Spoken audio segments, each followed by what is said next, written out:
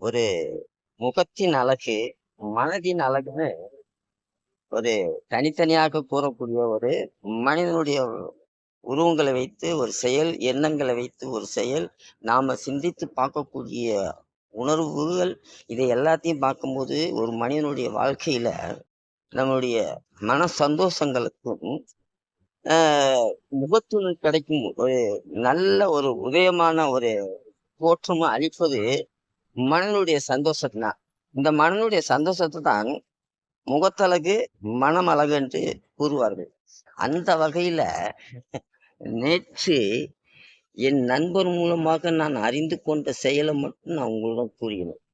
அதாவது அவர் எப்பவுமே வாழ்க்கையில் நடந்ததை நினைத்து நினைத்து அவர் மனதில் ஒரு குழப்பங்கூடிய முகப்பாவனை இருந்துகிட்டே இருக்கும். எதை பேசினாலுமே நல்ல அழகு, முகத்தின் அழகை பார்த்தீங்கன்னா லட்சுமி கலை.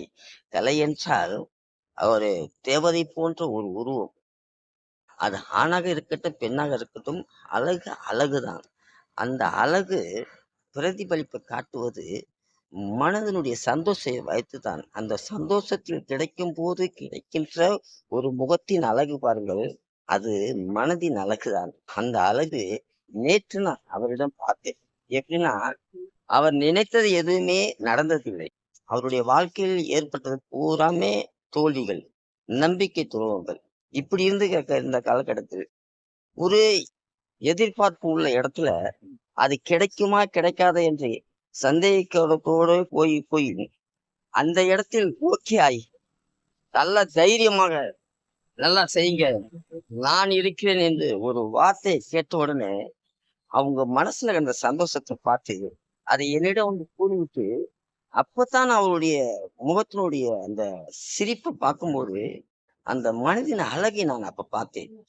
அந்த மனனுடைய அழகு எந்த அளவுக்கு இருக்குது என்பதை நம்ம மனசை பார்க்க முடியாது. ஆனா அந்த முகத்தில் தெரியும்ல, அகத்தின் அழகு முகத்தில் தெரியும் என்று சொல்வார்கள். அதுபோல அவர்களுடைய அந்த முகத்தின் அழகு, அந்த மனதின் அழகு அன்றுதான் நான் பார்த்தேன். இப்படியும் மனிதர்கள் வாழ்க்கையில் மனம் ஒரு சந்தோஷத்தை தேடும் போது முகத்தில் அந்த அழகு தெரியும். அதுதான் வாழ்க்கையில் முக்கியம்.